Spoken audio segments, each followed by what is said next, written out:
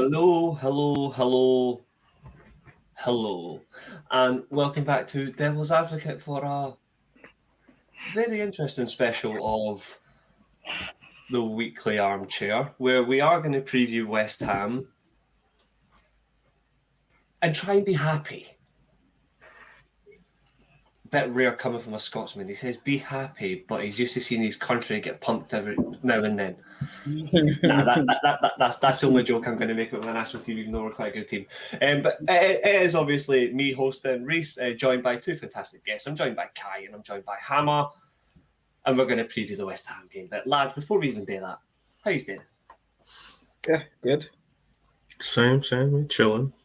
It's been a while since I've been on a stream with you, Kai. But me and Hamma have been on a stream recently, so that's all right. Yeah. But it's been a while since I've seen you, mate. No, it's been a while. Just been doing live things, but I'm here. It's good to see you. It's good to see you. I did watch stream the other day, and it was good that you were saying like you're going to be around a lot more. So Yeah, absolutely. That's good. I'm glad you're around more. Like you bring good energy, as does Hammer. So it's even better, lads. We spoke a little bit backstage. We're not going to dwell too long on this one, but we have to. We've got to at least have a little bit of discussion about Brighton. Now, I said for myself, like my prediction for the game was a draw. I was not overall convinced. Even though we won the FA Cup semi-final against them, we weren't the best team on the day, really, but we still made it count where it mattered. This time, it felt a little bit like the Newcastle result where we beat them in an important game. Then we didn't get to the league, where it's still important, but we get to the league and we get turned over. We didn't get completely turned over by Brighton, but it was a carbon copy, really. Like on the semi-final, in my opinion, Brighton were the better team. The only difference is, I think the atmosphere at Wembley, they're not used to it, so it suited us a little bit more. So we got over the edge a little bit in that sense, but they didn't. But like at the Amex, they gave us a very tough test. So we held on for as long as we could. I'm going to say this now in honest capacity. I don't blame Luke Shaw for the handball. I think that was something inevitable. You just can't evade it. I think that's just like that stuff happens. But the general performance, I don't think was particularly great. But we'll just go through it like briefly. We won't go through it too long. But Kai, what was your overall thoughts on the game? Well, look, wasn't too surprised. Sorry, wasn't too surprised because, every week we'll speak about the same thing, right? We'll always speak about the shortcomings that our players have. And the reason why it sounds like a never-ending conversation is because some of these players have been around for a very, very long time. So nothing nothing really changes that much in some sense. So would I be surprised if Fred is losing a midfield battle versus McAllister? I'm not surprised. I'm just not surprised. And am I surprised that we can't keep possession for long periods of time? I'm not really, because I'm looking at who's around and I'm saying, well, if our front three can't even keep the ball for just a combined total of just a minute, then we're going to be under pressure like that the entire time. So, and I feel like Ten Hag feels the same way as I do, that he's just like waiting to be able to make the changes that he can. And to me, all these games seem like that. So it's no surprise that when we face a Brighton away from home, or when we face a top 7 team or whatever, that when it comes to the football itself, that they'll outplay us on the day. It's because we still have the same sort of shortcomings that we've had for so many years. And Ten Hag is looking at it and saying, okay, fine. So you want us to play open? Fair enough. We'll do it, and then we'll get trashed, right? It'll be very easy. They'll play right through us because, like, I don't know if you guys get what I mean, but it's such a weird thing. When you look at Brighton players like Caicedo, you couldn't say that he's a better footballer than Casemiro in its totality, but you could say that for what they're trying to do with his profile and his ability, he's way better at that. You know what I mean? So yeah, I get what you mean. Yeah. So a lot of people expect, for example, Casemiro to be able to, to play that pivot with like the way Caicedo and McAllister do, where they just everything through the corners is really touch tight technique. Everything is really, really. You can't then look at Casemiro and say, please do this, because who's he doing it with, right? The next available person is Fred. The next available person, in front of him is Bruno, for example, who, he can at times, but let's be honest, we don't have proper technicians in the team which are able to do certain things that we really want to see happen. So I say the same thing until the summer, until we replace with really high technical level players where we won't be complaining every fourth touch, where it's 80% of the time it's a good touch, it's a good decision made and all of that, then we'll be better. But at the moment, I'm like, it is what it is, really. Like, I don't think there's too much else we can do. Look at Martial. He's actually run out of everything. Like, we were never scoring yesterday, right? Like, it's to that point where we were just looking at it and saying, yeah, this is either a Rashford counterattack or nothing is happening. And it's gotten to that point. And I do think Ten Hag realizes that, because he doesn't play football like that. So he's like, I can't wait until the end. Let's just get top four. Let's drag to top four if we can. And then after that, we can start really building something that's closer to what the fans want to see, right? Because I agree with you. Our profiles just don't match what our fans want to see and what we want to do. They just don't match, So yeah, that is my opinion there. I think you're completely spot on. I think you're completely spot on there, mate. And I think he's realizing himself, like he has to persist with some of these players, even if they are, to say it nicely, terrible, or they're just not up to scratch. Like he's being forced to work with it, and I'm hoping. I don't know what our transfer budget's going to be like. I'm not using transfer budgets as an excuse. I never will. But I will look to see what we actually have in the summer available, because when you look at it, the key word you said there was technicians. And when you look at in the midfield sense, we do need midfield control. If Christian Eriksen was 4 or 5 years younger, we would need to worry about a technician, because that is a technician right there. Yeah. So I completely agree with you. Hammer, what about yourself? No, man, what are you thinking? Well, in terms of the game specifically, I know we weren't playing great, but it gets frustrating when you look at some of them, and you could easily just look at the beginning too with our front three, and Anthony should have put a couple of those away. And it's shit like that when we know we're struggling already and we don't have a striker and we have to have it to play a certain way, those few chances need to be taken. I don't give a shit if it's the first 10 minutes in the first half or whatever. And that's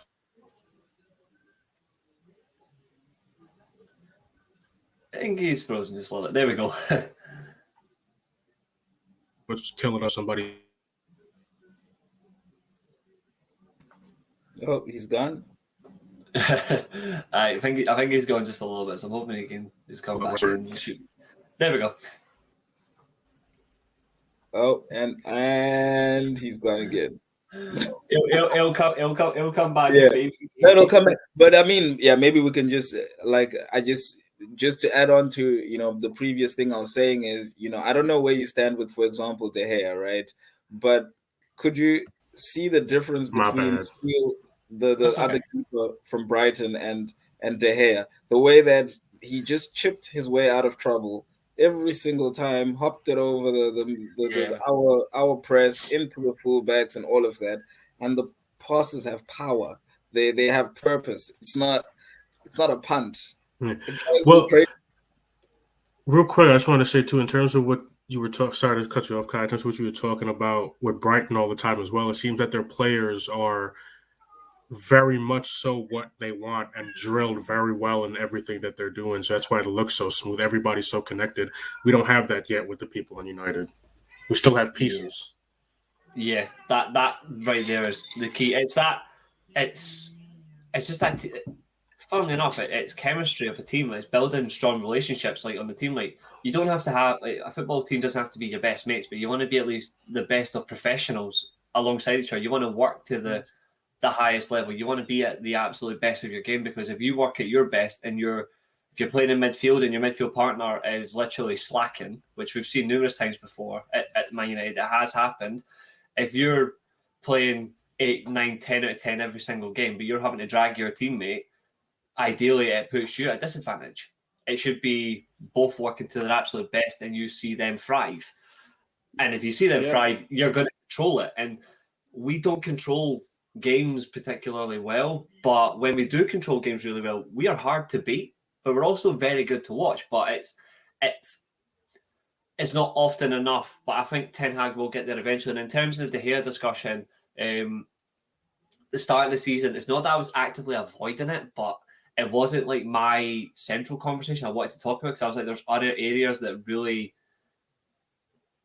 does take pressing matters. But I don't know, maybe like the past 2-3 months, my mind has been focusing on forget the back, forget the midfield, even though they are quite weak, forget getting a striker.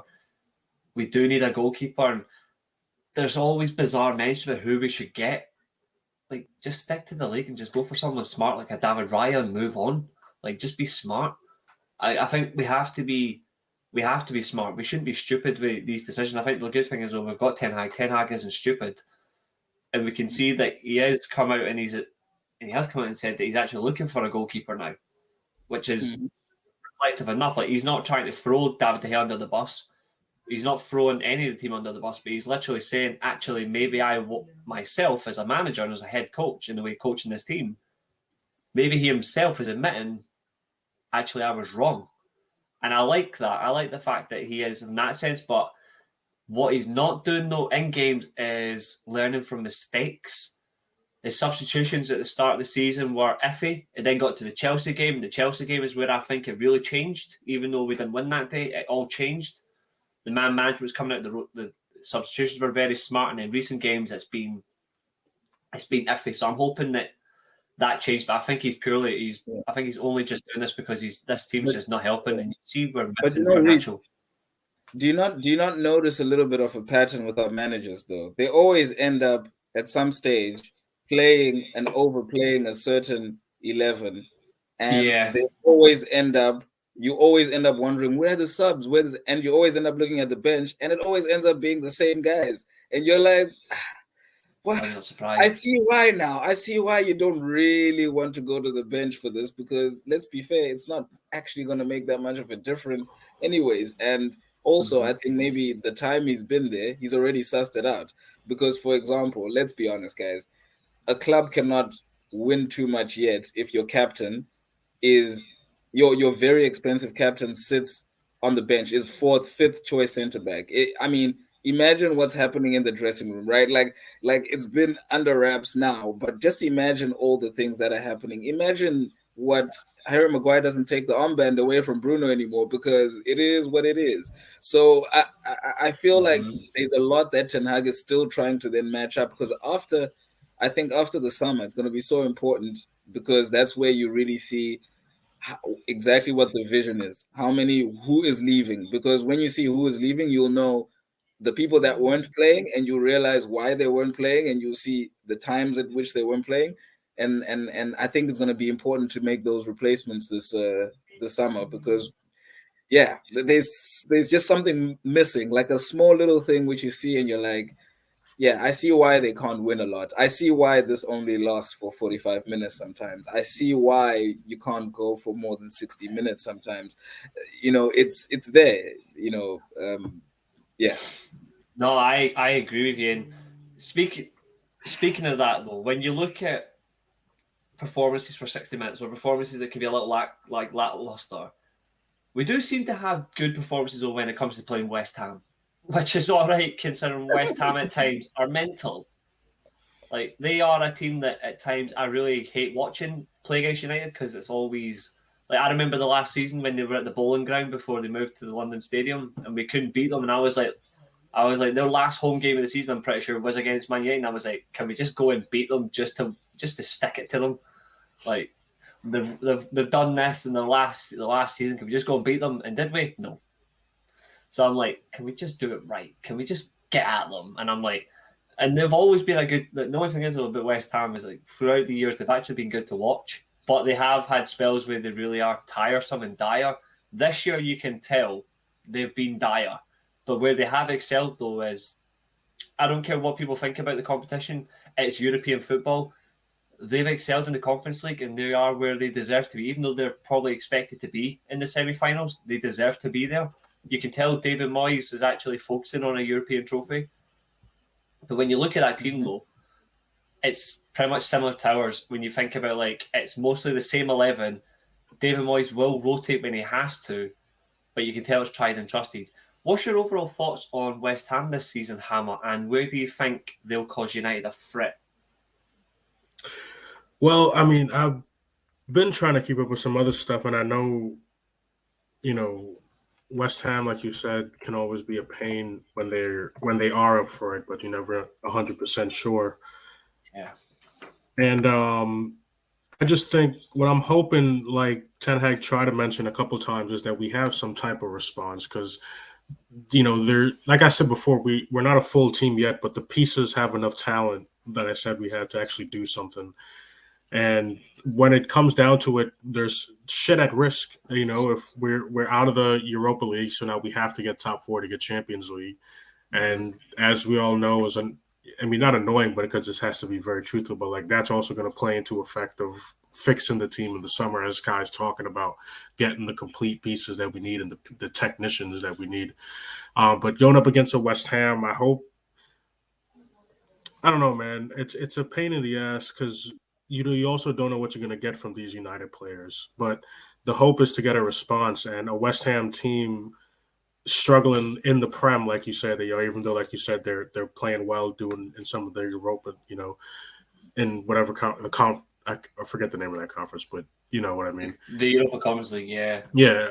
They're playing well there, but they are in the position they are in the table for the Prem, and we need to beat those type of teams just to be able to keep ourselves going. Because if you know how people are talking about in the media too with Arsenal, if they don't win the Prem and they don't get any trophies, well, if we choke the top 4 and all we get is a Carabao Cup, then it's a shit season for us as well. So there's a response that needs to be had, and hopefully it does. And we need to stop, even though as much as we all love him, other people need to start stepping up because we can't keep leaning on Rashford, like Kai said earlier, just to have a counter-attack goal, and hopefully that's enough for us. But I agree. I'm just looking. So the last time we played them, obviously we played them in the FA Cup game, we beat them 3-1. But when you look at the league, we beat them 1-0 back in October. We beat them 1-0. We kept a clean sheet. And when you look at the teams that played that day, it is crazy what actually has changed since then. Obviously, we kept a clean sheet against a strong team, but possession stats wise, it was only around about 6% difference.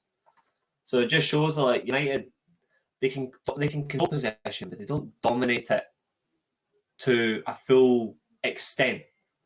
I think that's what will let us down. Kai, what about yourself? Your overall thoughts on West Ham this season, and do you think they will pose a threat to United in this game, or do you think United should generally go over the line here? Well, I think it's so funny because what you're just saying right now. If United have right now this season as it is, if we had Harry Kane, we would have been top 4 easy long time ago. Game finished, game over. It's sometimes where we play that really good football for 45 minutes and we don't finish. We just don't finish. And that's what's killing us. And that's what's going to happen against West Ham. We're going to have a very good first half where we're going to outplay them. And we're going to have almost moments.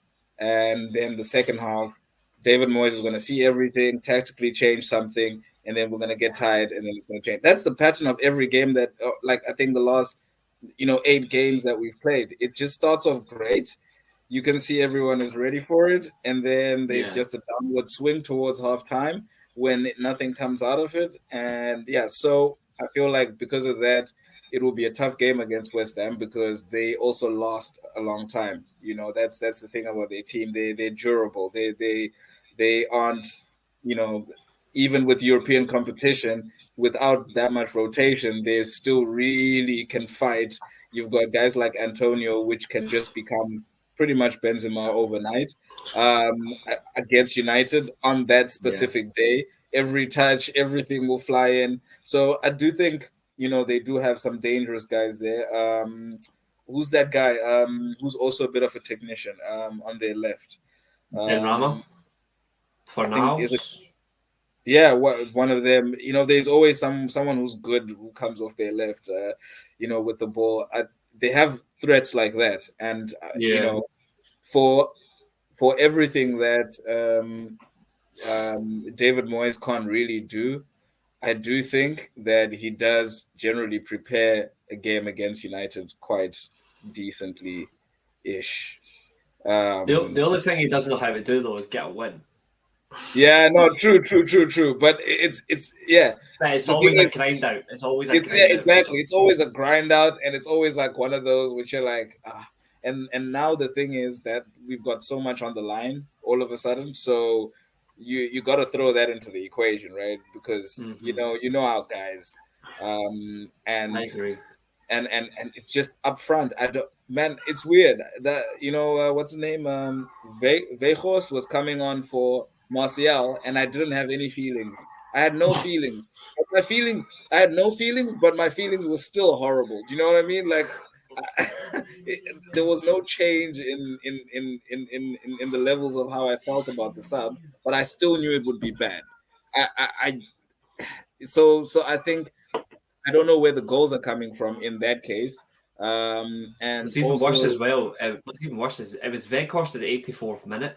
Like I can understand I understand yeah, if you're making a striker change, but if you're going to make a striker change, do the 75th minute. At least give him at least give him yeah, 15 minutes because Martial wasn't true. really doing anything for the whole game. He didn't do anything. But the thing is, Reece, the problem is even with Vegas, He still when did he's nothing. through on goal, he's not going to score. That's my problem. That's why I have this thing where I don't Yeah. feel anything because I'm like, there's no. We're now living on hope at the moment. We're living It's on a, it's, rationale anno- it's and annoying because hope. he works hard. Yeah, he works hard and it's fantastic, cool. But the I problem got- is when he gets a I want to chance, hear this. I want to hear this. score. What you Hammer? What you No. saying, my man? I got over that working hard thing a few weeks ago because like I was saying the same stuff and like even when he was getting in on goals and we were playing him balls, I was like, oh yeah, he's working hard to get there, but physically he can't. Like Yeah. he's like we were playing him balls in when he was starting all the time, and he would literally be 2 yards away because he just doesn't have the speed. I think he's slower than Maguire, and that's saying something. Yeah. But and he's six. What is he 6'7", and he can't win a header, bro? That shit. That makes me crazy. That Oh makes my me God. crazy, man. Like At this point, I would just put Sabitzer. Now I just want to see a midfield where remember when he for a short time he was putting Bruno back deeper and had Sabitzer just do that because Sabitzer if he gets in the box has a better shot of scoring than Weghorst. Yeah, I think that's probably the yeah. I think we've seen that shape quite a lot where Sabitzer goes like that sort of support striker, sort of really far forward role. But yeah, so I think because of the simple fact that when we are on top in games, we cannot score. Yeah. And the fact that we're not on top of games enough, and the fact that the last bit of the game is normally when we're not on top, and that's normally when the other team is on top.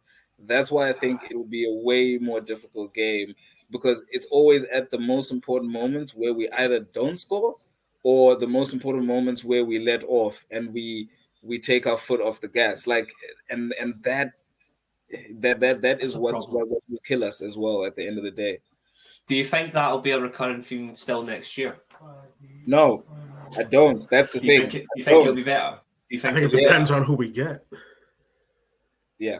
No, I do think we will get players. I don't think it will get better simply because I know for a fact we will have at least 2 or 3 more people that can play football, right? So, for example, in our best games that we played this season, you have Casemiro, you've got Ericsson, you've got Lisandro Martinez, and all of a sudden, United look like they're playing the best football we've watched in a few months or whatever, right? And it's consistent for a while because they're very good footballers. So now when you now start to remove the other ones and then add just another piece into that puzzle, add another midfielder in there, then all of a sudden you've got 2 or 3 more people which are allowing you to win the game earlier, allowing you to control the game when it's important. And then the other subs that you bring on are now really impact, right? It's actually impact because our subs don't have really impact. It's more like it's like he Do brings up something. three at a time, and then he changes the formation so that they can all work together for something. Do you know what I mean? Like it's never like I a sub agree. for sub where it says, "Hey, you come over here, you come over here." Direct, so you go and you get. We haven't been able to get the most in that right wing position. Go do better at right wing. No, it's normally like, all right, we got to reshuffle, man. You gotta go here, you gotta go over there. We gotta. So yeah, that thing.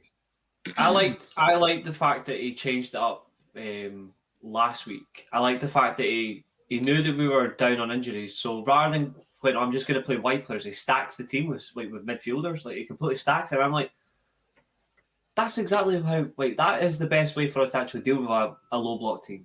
Like we may as well just stack if we've got limited options. Forget playing wingers if we can't, if he doesn't trust the wingers enough, because it looks like the only one he realistically trusts is Garnacho, who's not fully back yet, but he could be back fun enough for this game. He trusts Rashford. He's our best goal scorer, but frankly, he should be playing up front at the moment, in my opinion. And we've got Anthony. Other than that, Sancho's a little bit iffy with him. He doesn't seem sure on Palestri, even though I think Palestri's not the best, but he can still add something. He likes to take players on. I think he offers something, but he still needs a bit more to himself. Ready-made first choice options. We really need to sign a few. I mean, aren't you guys annoyed at the fact that Solly March comes on and he's running at a pace which seems like it's 10 times the pace of Anthony? He's cutting in with his left foot with 10 times more like aggression than Anthony. Everything looks like, how is Solly March, left-footed Solly March, just blazing and quick and doing all the right things? Comes in on his left, puts it in far post, comes in, plays a reverse ball, comes in, plays it short. Like I just don't understand how our players, when they sign a United contract, it's like they decrease pace by like 50, and there's a whole lot that decreases as well. It's a good question to ask though, because these are generally good players. Like, Anthony's a good player, but like he's not had the best of seasons, but he's been effective. But there's been times where he really has been, you could say it, he's generally frustrated you. Yeah. But it is a question of like how we do it next year, and I think maybe. I don't know if Ten Hag sticking, like, I know he's using the double pivot. I think he's doing it just because of the defensive options. Like, he's not really sure about how he wants to play, and the fact that we don't have a good ball playing goalkeeper at the moment. When you look at it in general, I don't think the system we play generally is actually getting the best out of this team. Like, I think he has to tweak it somehow, but I like the fact he stacked it. And then he goes back to how it was because he had players fit for the Brighton game. And I like the fact he stacked it. I think it made more sense. Like, we looked far more controlled and we looked less likely to be threatened, but who knows? But general question: do you think West Ham will press us? Yeah, yeah, and I think they'll come out looking to get even though they won't win. West Ham, I don't think they will win, but I wouldn't be surprised if it's a draw. It wouldn't surprise me if West Ham come out from the traps really quickly and try to get an early goal. If anything they can, like they'll just try to force United, because United are looking really weak at the minute at the back. We don't look comfortable at all. I think I don't know what it is really, but you can tell there's just something glaring. It's not. You can obviously say, oh, it's the missing of Varane and Lisandro Martinez. We should be using that as an excuse, because what we've still got are good defenders, but we even just saying we look leggy is a poor excuse. Like, they don't look interested, in my opinion. They don't look interested. If you take out Saliba out of Arsenal, then Arsenal are out of the title race. It's the same thing with Martinez. It's the same thing with Martinez. It's crazy. Like, just mentality as well. I think at this point, though, you can somewhat use some of those things as an excuse for the consistency. You know, Casemiro getting suspended as much as he did. All that type of stuff is going to play in, and it's a first season. You know, I think it was on a good trajectory, but all the shit that happened, the injuries, the bad tackles, the red cards, just kind of threw a wrench in everything. Now I get it to an extent. They shouldn't, they should still be able to play to a certain degree, but I think what Ten Hag actually wants isn't something that can happen with the certain players here, which we've been saying about a lot of different coaches for the last few years. Yeah, I think we will see it from him though, at least, because we know, like, he doesn't beat around the bush. If nobody fits his team, he will move them out. It doesn't matter who you are, status wise, how much money you make. Like you can make 600 grand a week, you can make 30 grand a week. If you don't cut to scratch, you're gone. Like you just don't work. We'll see what he does in the summer, and that's what I'm looking forward to. But in terms of West Ham, though, they've got a very good solid midfield base. They will get those fullbacks up. Like we know, it doesn't matter who plays at fullback, whether it be Cresswell and Kufal or it does not really matter who plays in those positions. They're going to get the ball upfield as quick as they can, and if it's through Rice or Souček, if it's Fornals and Benrahma, Bowen, who's the other? Was the left-sided boy? It was signed for Burnley. What's his name? It'll come back to it. It was a left winger that plays for. It was a left winger played for Burnley. Now he's now at West Ham. But either way, like they've got a good core. That squad generally works hard for David Moyes, but I think you can tell that they really do need to go up a level because when he's coaching a player like Lucas Paqueta, you're like, yeah, you've got experience in the game. No disrespect to David Moyes, you've got all that respect in the game, but you're managing a flair quality player like Paqueta, and you don't seem to know how he fits as a number 10. I'm like, it's glaringly obvious. This guy should be doing everything for you. He's your best player. A lot of people will say Declan Rice is their best player. Me personally, I think it's Lucas Paqueta. I think Rice is still a good footballer. But they've got such a good squad, and they'll look to come at us. But what are you thinking, like in general, for West Ham? Do you think how do you think they'll come at us?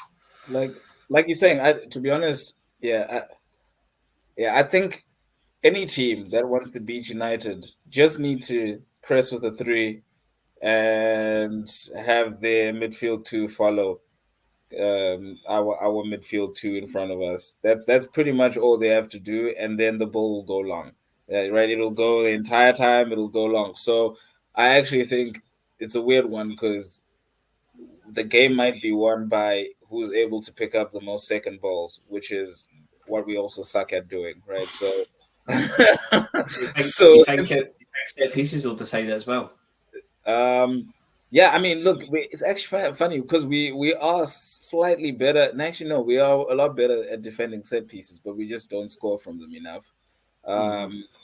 And yeah, I think.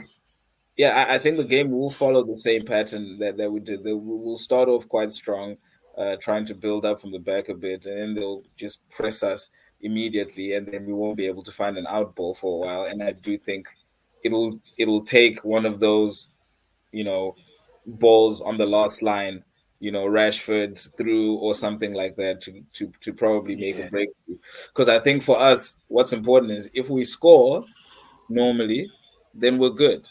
Right. Once we score, then the other team does this thing where they're like, "Oh yeah, we're coming," and then they just do this, and then it's Rashford the entire time. So I think once we score, we're normally fine. We're a little bit more confident. Oh, I think we might have lost him. Yeah. Yeah. I think we're getting. Oh, is he back? No, I don't think he is. Yeah, I'll let you take. Yeah. Yes, he's back. He's been unfrozen. But you were making some great points there, Kai. What about you, Hammer? What are you thinking? Well, one of the things that he was going on to with the Rashford thing, I think is going to be a big important thing for us, especially with this game. And like he said, going along to him and trying to hit the counters. But I think the unfortunate thing is some teams are starting to figure Rashford out. And if you were seeing some of it, I'm sure, and some of it was just him being out of position, but Caicedo was just sending him left the whole time. And when Rashford goes left, I think all he ends up trying to do is smash it, see if he can sneak it in near a post or something. And that's, one of the reasons some of the stuff's dried up. So it just comes back to, like Kai said, we might start out strong, but we have to be clinical, which is nothing of the sort for our front line for the season. So that's where it's going to struggle. It might end up just being like the Brighton game again. We have some early chances, and whoever's up front, if they finish it or if they don't, then it might be a long game once again. But yeah, we need to start out and actually be clinical, which is something that might happen. I think Garnacho is a big one. Garnacho is a very big one. If he's able to play or if he's able to get any minutes, because that's the one thing that you get with Garnacho, that sort of thing where they're afraid of the pace. So, when a person's afraid of the pace, you can actually see there's always this big gap that's open when they receive the ball on the touchline and then you drive because someone doesn't want to come so close to you. And I think that's one thing that we're missing. Rashford's not that type of dribbler. They're right close to Rashford. When he receives it, someone is standing way closer to him over there because they know his type of dribble. It's this force it right through everybody type of a dribble. But with Garnacho, it's more like, okay, cool. I don't know which way he's going because he can take you on the outside, he can take you on the inside. So I do think that's also quite important in this run-in, because then if you have Garnacho, that then moves Rashford to a place whereby he can just focus on scoring goals a little bit, and he can actually remain on the shoulder. So I do think the return of wingers like that, like Garnacho, who's a proper 1v1 winger who can take you on the pace, is going to be a difference in this, because what's happened as well is Rashford's had to go many positions, right? Rashford's had to go up front left, depending on Martial's injury or how he feels on the day itself. Because actually that's the thing, right? How can you have Martial moving around? We cannot have a striker who has an off day, so the manager decides the best thing is to move my striker out of position. Actually, it just is not something that happens often. You won't get Pep moving Haaland to left because he hasn't touched the ball 5 times. There's a reason why he'll remain there. But there's a sense for Martial that if he stays there, he'll get lost in the game and nothing will ever happen. So, there has to be some sort of a rotation because you're playing with 10. You're playing with 10 basically, or 9 outfield when he's not getting the ball in one position. So, yeah, I do think it's going to be a big difference when we get our faster wingers back, like Garnacho, for example, just for shape. Ideally, that's what I would do. Yeah, I would do. Yeah, I would do exactly. Antony on the right wing. He's got the pace. He likes the cut, and he is effective. We just need to get when people say he doesn't cross or he doesn't deliver the ball. He's actually delivering the ball. The problem is nobody's actually getting on the end of them. He's actually And Antony, I don't know what you think, Hammer, but I do think that everyone expects something. Yes, he should be this guy scoring goals, whatever. But what he does have, though, is he does have this tactical. He is excellent. He's very clever. He's very clever. Very smart tactically, right? So, in our shape, right, would be getting exposed a lot if he wasn't sprinting back into position where he needs to be. He's very hardworking. So, essentially, it does allow us, when we have a winger who can receive 1v1 on the left and take someone, it does allow us to sort of, do short passing, everything triangles this side, create an overload on one side. But I don't know what you think with him versus someone like Sancho, because Sancho frustrates me because he plays like not, how do you say it, like a pansy? Is that a thing? Is that not derogatory? Is that slightly? But yeah, I don't mean it in a bad. It's not a bad word, right? Not so. He plays like a little bit cowardly. It's a little bit cowardly at times. Yeah, exactly. Yeah. Like it's like, ooh, I'm gonna put my foot in, but wait, I'm gonna take it out.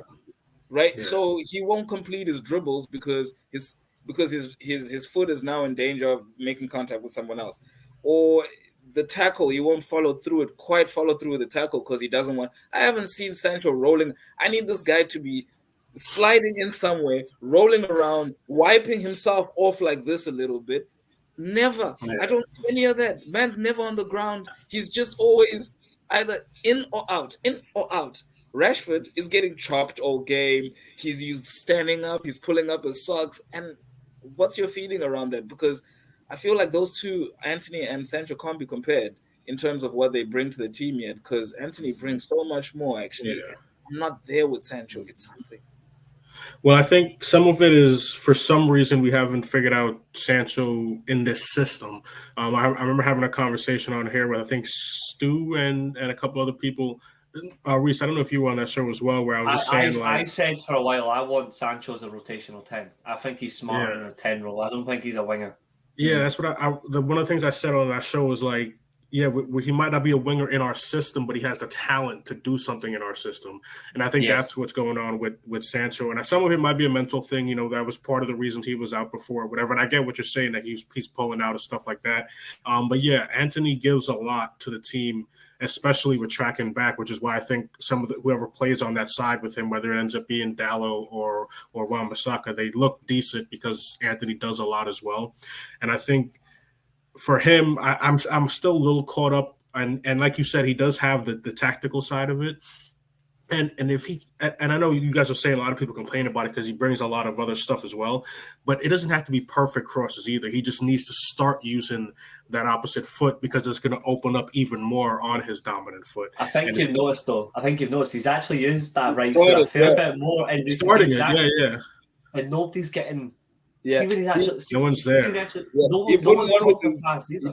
He put in one with his right the other night, and Martial was not there. He was like, nah, I'm not. And I was like, that is a perfect between the center backs run. Just run directly in a straight line, and the ball just rolls to you. Yeah, and I think he done it. He done it against. Was it against Brighton? They actually done a couple as well. He put one in. I know he put one on his left foot against Brighton that did drop it. Like, I forgot it was Duncan, whoever had to clear it, or it was going to drop right to Martial's feet. Like that was, that was off his left. Like it was good. It was nice. But that right foot cross he done a couple of weeks ago. Like the right foot cross he done a couple of weeks ago against Forest. Funnily enough, the Forest games where they done a right foot cross and it was perfect. It was picture perfect. Did anyone go for it? No. Who got the blame for it? Antony. We don't have that striker though. Like Martial in our team isn't a poacher striker, and like we said before, Weghorst can't get there. Even if it's Lanky, even if it's Weghorst and he drops in across to him, he's still not going for it. Like, well, that's because Weghorst. I don't understand. I just don't understand how Weghorst is. I still don't understand how he's 6'7" and can't win a header. Like I want to jump and push him because that's probably the only way. I don't know either. I'm not even gonna I can't even mug him off, or I don't even want to mug him off. But it's still embarrassing. Like you should be winning your head against a striker. Do you know how dysfunctional our side is? It's so crazy because if you watch Weghorst moving, he moves like a proper textbook number 9 when he makes movements as a striker, right?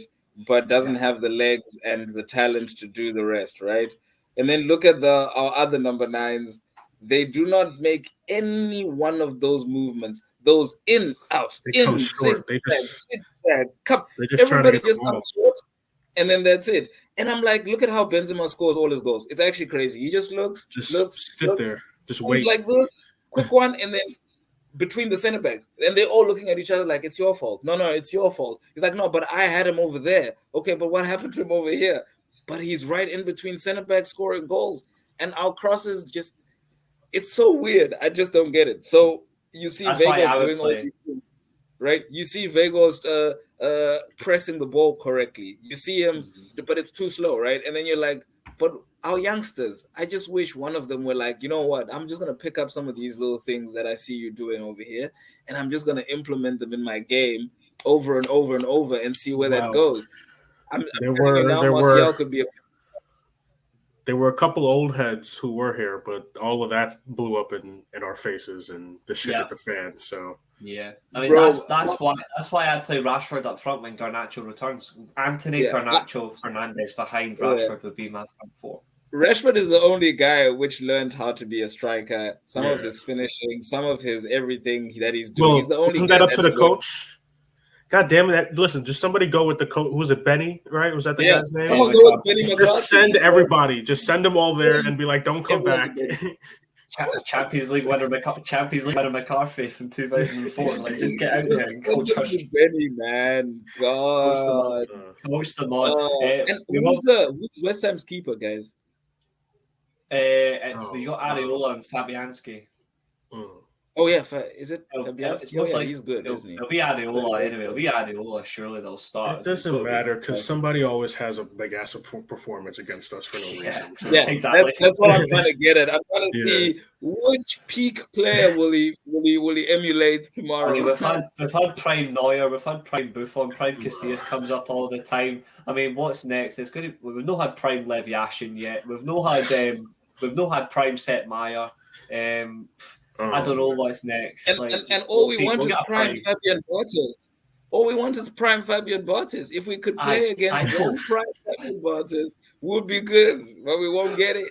Well, we want prime Fabian Barthez, except when it's a penalty.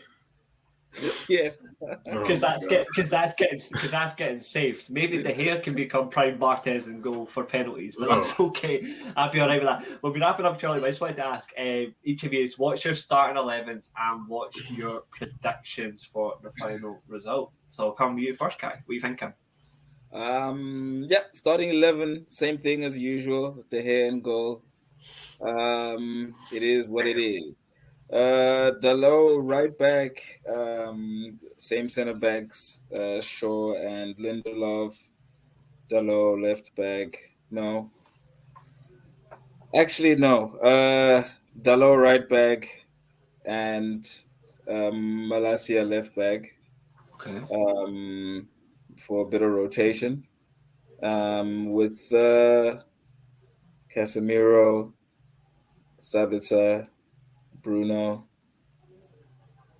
and what's that guy's name? Ericsson. Is he fit? He is fit, right? I think Ericsson is fit, yeah. Yeah. Is that a 4-man midfield? Yeah, so Bruno on the right. Those vibes. With Rashford and Sancho. Okay. So you're going Casemiro and Sabitzer in your pivot. You go Fernandes on the right, Ericsson the 10 role, Sancho on the left, Rashford up front. Ericsson in the pivot, Sabitzer in the 10. Oh, all right. Okay, that's all right. That's quite good. And what's your score prediction? Because we can't score, let's say, damn. Look, okay, fine.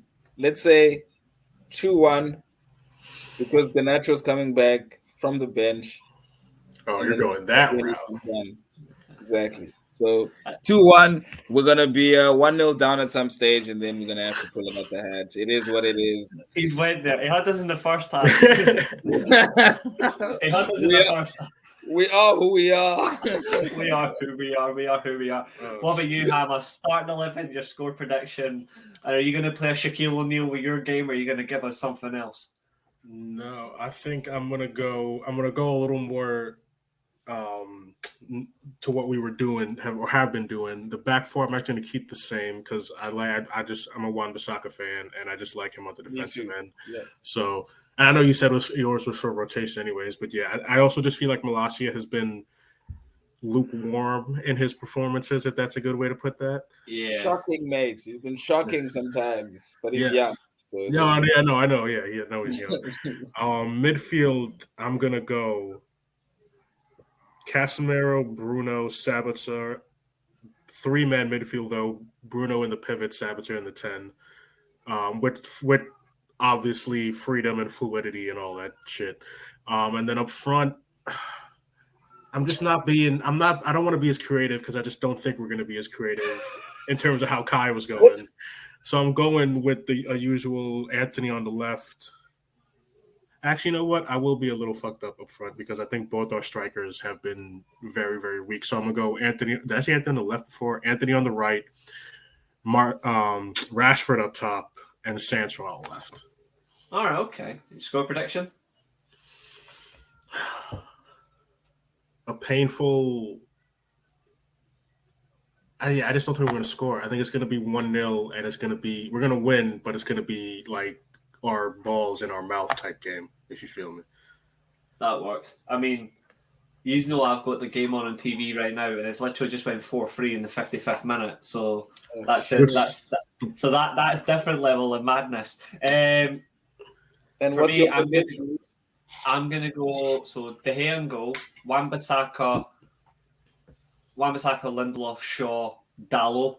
I don't think I like Malacia, but I think I would rather bring him on as a sub for a while because I don't think he's been great in games. It's not his fault; it's just lack of experience at the highest level. Compared to the Eredivisie, it's totally different ball game. I think he just needs to get more experience, and I think doing it with 15, 20 minute sub appearances and then give more time would be better.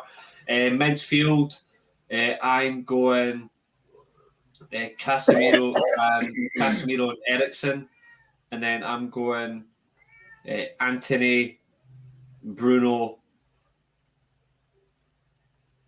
Garnacho. I'm hope I would if Garnacho's available, I wouldn't even waste the chance of easing him back in. I'd stick him in Garnacho on the left wing because he would actually go at their fullbacks. He wouldn't waste time, and then Rashford up front. And I'm going 1-0 Garnacho to score in the 89th minute. Oh, that would still be a painful ass game because that means it would be a frustrating game the whole game. I don't think it's going to be. We don't need that, Reece. We don't need that. If it's the 89th minute, I swear to God, that would be mental. Like, and this is going to come off a little weird, but I hope if he does score that he points at his teeth because thank God he got those shits fixed. Bro. No, you know it'd be even better.